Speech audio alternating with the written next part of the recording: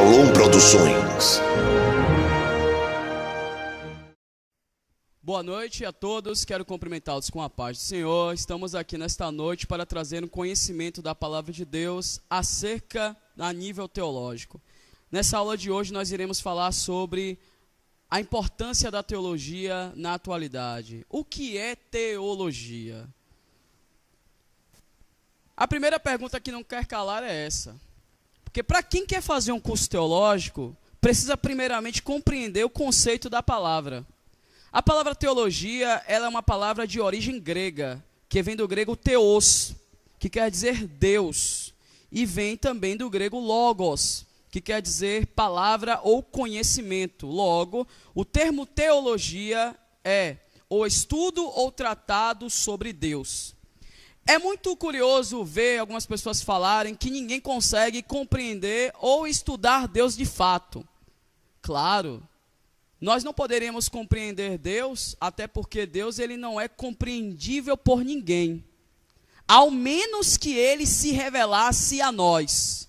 Ao menos que ele se proporcionasse a saber, conhecer ou ser conhecido de nós. Nós só conhecemos a Deus porque ele se apresentou a nós primeiro. Primeiro, você consegue ver Deus? No sentido literal, você consegue tocar Deus, no sentido literal, você consegue perceber Deus caminhar, no sentido literal, no sentido material, no sentido físico? Não, você não consegue fazer isso, porque Jesus havia nos ensinado, e nos ensina em João, capítulo 4, e nos versículos seguintes, que Deus é Espírito, e o importa é que os verdadeiros adoradores o adorem em Espírito e verdade. Logo, quando Jesus nos diz que Deus é Espírito, ele é uma forma de matéria invisível à compreensão humana. Ele é uma forma de matéria incompreensível ao nosso ditame humano, porque nós, seres humanos, estamos presos ao mundo material. Mesmo sabendo que eu e você fazemos parte da essência divina, porque nós somos corpo, alma e espírito, nós somos seres tricotômicos, que é um termo que você vai aprender mais lá na frente, estudando teologia. A teologia é o estudo da existência de Deus, das questões referentes ao conhecimento da divindade, assim como de sua relação com o mundo e com os homens, do grego theos, Deus usado no mundo antigo para nominar seres com poderes além da capacidade humana. Mas logos, palavra que revela por extensão logia ou estudo. No hebraico, Deus é conhecido como El, Eloi ou Elohim. Tá certo? No hebraico, lembra daquela expressão que Jesus falou no aramaico? Eloi, Eloi, lama sabachthani. Deus meu, por que me desamparastes? Ali foi uma terminologia no aramaico, tá certo? Pois bem, a teologia estuda as religiões no contexto histórico, é o que vocês vão aprender. Nós não vamos estudar só a teologia no conceito cristão. Nós também estudaremos um pouco da teologia. Quando pegarmos uma disciplina chamada História das Religiões, iremos estudar a teologia também na perspectiva de outras religiões, como por exemplo o budismo, uma religião que não há Deus, para quem não sabe. O hinduísmo, uma religião de caráter politeísta, que crê na existência de vários deuses. Também estudaremos um pouco do islamismo, a qual professam a fé em Alá e no seu profeta Maomé, também conhecido como Mohammed. Também estudaremos o judaísmo e veremos o nosso Deus, que cremos como cristãos, e assim também esses judeus que não creem em Jesus como seu Messias. Então, os textos sagrados, a doutrina, o dogma e a moral, e a sua influência nas diversas áreas do conhecimento, especialmente nas ciências humanas, como na antropologia e na sociologia. Quem estuda teologia também vai se relacionar com a antropologia. Quem estuda teologia vai se relacionar com a história, com a filosofia, com a sociologia, com a ética. Vão também se familiarizar com a administração. Por quê? Porque a teologia vai fazer com que você aprenda melhor acerca das escrituras sagradas, mas que você também possa lá na frente ter capacidade para gerenciar administrar, aconselhar dentro do meio eclesiástico. É por isso que o conhecimento teológico, ele é muito importante para a formação de líderes de departamentos, líderes na área de ensino, pastores, irmãos que fazem parte do corpo de obreiros, porque você vai ter um conhecimento diferenciado para passar à sua comunidade, tá certo? O conceito de teologia aparece pela primeira vez no pensamento grego através de Platão, no diálogo à República, para se referir à compreensão da natureza divina por meio da razão, em oposição à compreensão literária da própria poesia feita por seus conterrâneos. Ou seja, o termo teologia, ele é um termo pluralizado. Por quê? Porque os filósofos também estudavam teologia. A teologia, ela surge e é conhecida como a mãe das ciências, e ela vai ajudar o conhecimento filosófico. Por quê? Porque antes da filosofia havia o mito, e o mito era uma forma de explicar os fenômenos da natureza através de uma narrativa ficcional. Por exemplo, Zeus é o deus do trovão. Então, se chovia ou relampejava na cultura grega, eles atribuíam aquilo à ira de Zeus aos gregos. Hermes é o deus da comunicação e da velocidade. Como Afrodite é a deusa da beleza, Palas Atenas é a deusa da sabedoria e da cidade de Atenas. Zeus é o deus do trovão. Hades é o deus das trevas e do submundo. Poseidon é o deus dos mares e do oceano. E aí o filósofo, ele quando começa a estudar a filosofia, ele também se adequa à teologia para poder compreender esse imaginário grego naquela época. E quando a escola apostólica surge, para quem não sabe, a influência grega permeia o cristianismo. Em que sentido? Quando o Novo Testamento ele é feito, ele é compilado, você percebe nos escritos de Paulo, por exemplo, uma influência muito forte da filosofia grega. Por quê? Pega o histórico de Paulo, cidadão romano, morou em Tarsis. Tarsis é uma cidade na região da Caia, que é o quê? É uma região ali onde é a Grécia e que fica na Europa. Paulo, ele tinha uma família de origem grega e também de origem judaica, e tinha cidadania romana, porque ele fazia parte de um status social mais elevado. Tanto que você vê lá no texto dos Atos dos Apóstolos, que ele e Silas se deixaram ser presos, mas eles poderiam questionar o fato de ter sido presos, porque eles eram cidadãos romanos. Ou seja, Paulo também tinha uma influência judaica. Ele era discípulo de Gamaliel, conhecia muito bem a Torá, que é o Antigo Testamento, a Taná, que é todo o Antigo Testamento, porque a Torá são os 5 primeiros livros escritos por autoria de Moisés, mas a Taná é a compilação da lei, dos escritos e dos profetas, que é conhecido no hebraico como Torá, Navim, Ketuvim. Torá, lei, Navim, profetas, Ketuvim, escritos, tá certo? Então é importante sabermos isso, porque até mesmo Paulo, quando pregou no Areópago em Atenas, ele tinha conhecimento para discutir e debater com os filósofos, porque eu e você, nós não sabemos para onde Deus pode nos levar. Eu particularmente já preguei o evangelho para o representante da Igreja Católica na cidade de Itabuna, no interior da minha esposa, que ele era de Sátiro Dias, cresceu, se tornou, padre e se tornou frei. Qual o nome do frei, Karine, de lá? Você lembra, Karine? Karine, o frei de lá da sua cidade? Esqueceu? Esqueceu o nome dele? Pois é, deixa pra lá. Esse frei, ele é católico, ferrenho, representante da Igreja Católica em Itabuna, foi padre dela, só que ela não lembra o nome, que ela foi coroinha lá da igreja, que eu soube, que ele me contou. E ele estudou na Itália, foi a Israel, já foi na França, visitou já vários países, e ele discutiu comigo teologia e disse para mim: você já foi a Israel? Eu falei: nunca fui. Então como você pode falar de algo que você não viveu? Como você responderia a ele? Aí eu disse para ele: o senhor conhece hebraico?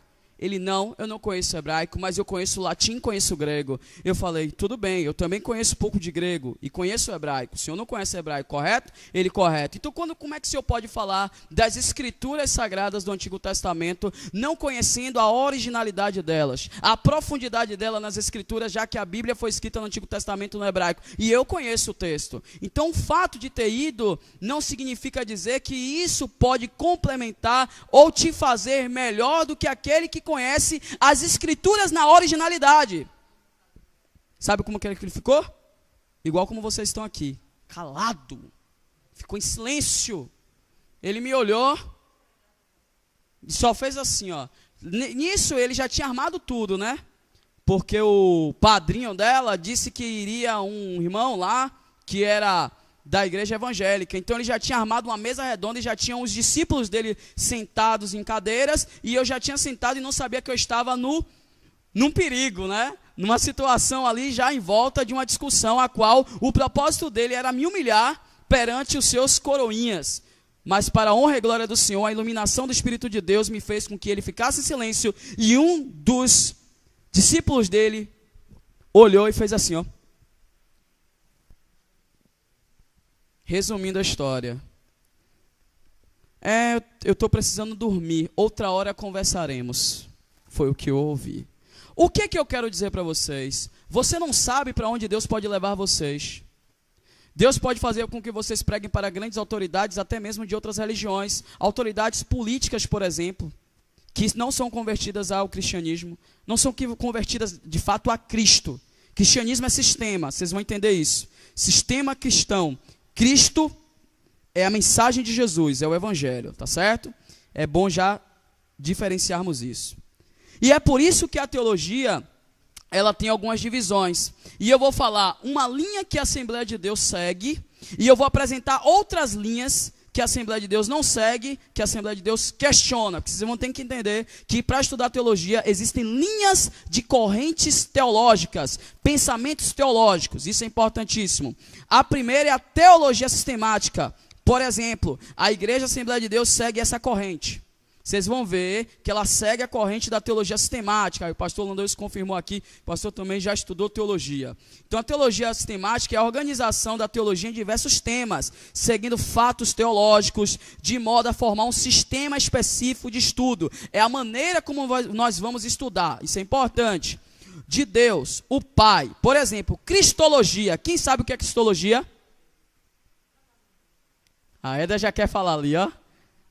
É o estudo sobre Cristo, fundamentos sobre Jesus, humanidade, divindade, união hipostática. O que é união hipostática? Jesus 100% homem, 100% Deus. Jesus poderia ter morrido, não poderia ter morrido. As qualidades de Jesus. Jesus poderia receber ou não adoração. Jesus fez milagres porque qual foi o propósito do Cristo? A vinda de Jesus, o cumprimento das profecias em Jesus. A cristologia vai estudar isso, tá certo? Outra disciplina além da cristologia, nós temos aqui a pneumatologia, que é o estudo do Espírito Santo. Pneumatologia, ou também conhecida, ela também pode ser conhecida como paracletologia. Paracletos, Espírito Santo, tá certo? Pneumatologia, ambos os nomes é a mesma disciplina, é o estudo do Espírito Santo. E eu já quero dizer para vocês que o professor dessa disciplina é o nosso querido diácono Dino César, que já fechou a cadeira comigo aqui, que falou, é essa aqui que eu gosto, entendeu? E aí depois vocês vão dizer que vocês vão pegar aqui, viu? Vão dizer para mim, Wellington, você vai dizer para mim aqui soterologia. Ih, rapaz, então já vai rolar. Ah, não, a salvação. Soterologia, salvação. Vem de soter. Soter é salvação em grego. Então, professor Wellington aqui vai ser professor da disciplina soterologia, que é a disciplina que vai explicar sobre a salvação divina. Tá certo? Outra disciplina aqui é a bibliologia, que vai estudar melhor a Bíblia. Tem a eclesiologia, que é o estudo da igreja, como a igreja se organiza, tá certo? Hamartiologia é o estudo sobre o pecado, pois do grego a palavra hamartia quer dizer pecado. Teremos também a escatologia. Quem sabe o que é escatologia?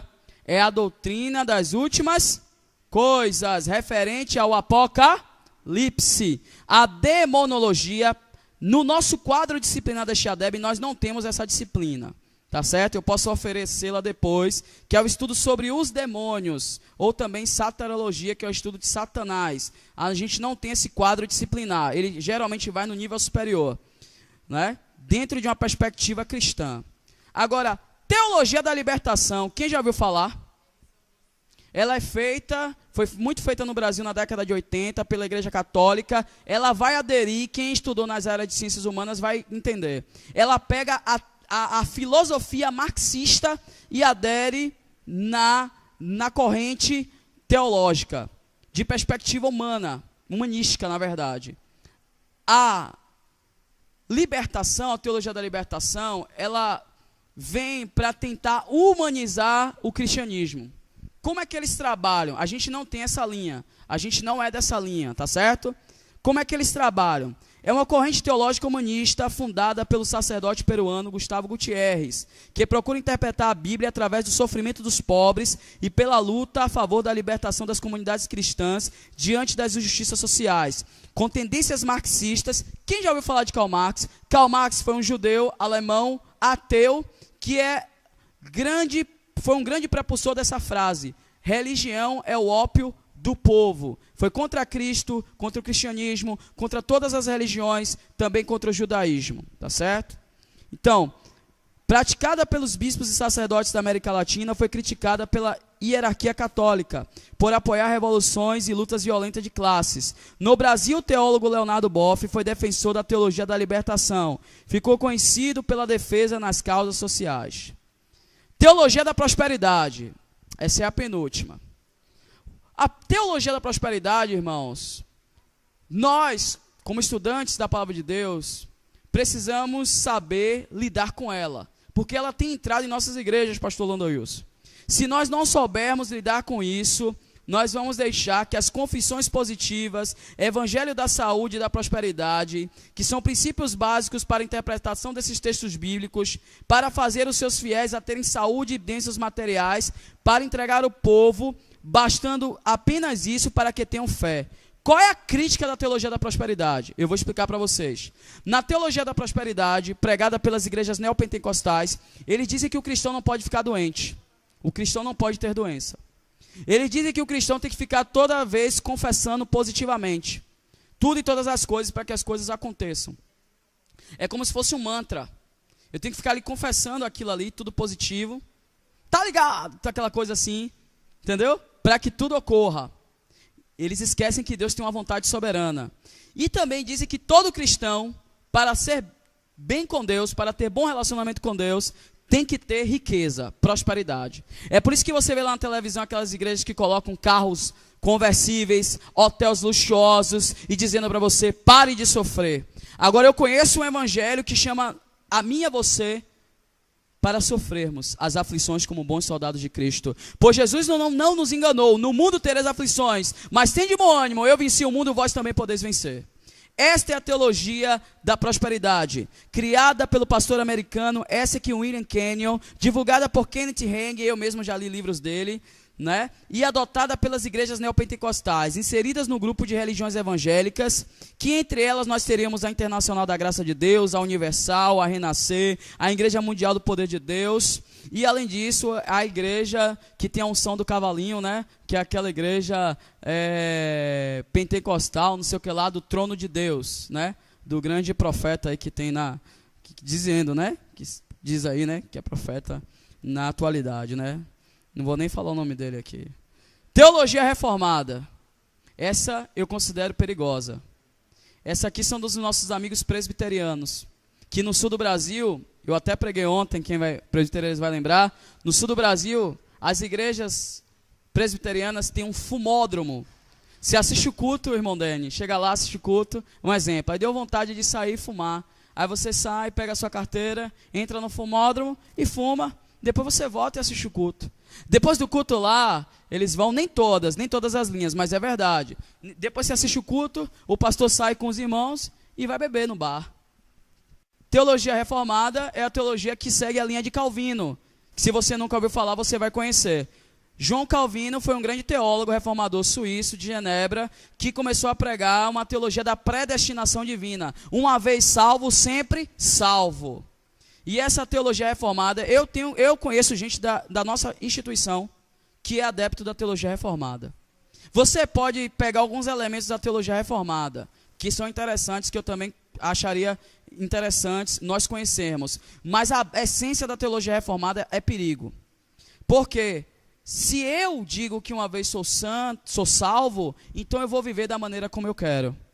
E essa teologia reformada está ganhando muitos adeptos. Hoje os grandes líderes desse pensamento reformado é o grande reverendo Augusto Nicodemos, o grande reverendo Hernandes Dias Lopes, esse pastor também que faz muito sucesso nas redes sociais, aí no YouTube, é o pastor... eu acho que agora eu não vou lembrar o nome dele, Paulo Júnior. Paulo Júnior é teologia reformada. Que teve uma discussão entre Silas e Paulo Júnior, porque Paulo Júnior ali ele está ganhando um monte de gente. Até das nossas instituições está assistindo Paulo Júnior e não sabe que o cara está pregando teologia reformada. Tá certo? E para finalizar, a teologia contemporânea. Cuidado. Teologia contemporânea também tem sido um perigo. É o último ponto que eu quero falar para vocês. A teologia contemporânea é a teologia dos tempos atuais. Surgiu no início do século XX com o pastor Karl Barth, na busca de reaver a natureza e sentido da Bíblia como padrão de fé e prática na igreja. É o estudo no contexto atual e a evolução dos dogmas e dos pensamentos formados a respeito das doutrinas bíblicas no contexto que estamos inseridos. A teologia contemporânea recebeu influência de diversas outras tendências, entre elas a teologia bíblica, a teologia católica, a teologia protestante, a teologia natural, a teologia especulativa. Conforme as gerações que vai tomando, a teologia contemporânea recebe várias designações, entre elas teologia modernista, teologia neomodernista, teologia da esperança e teologia do evangelho social.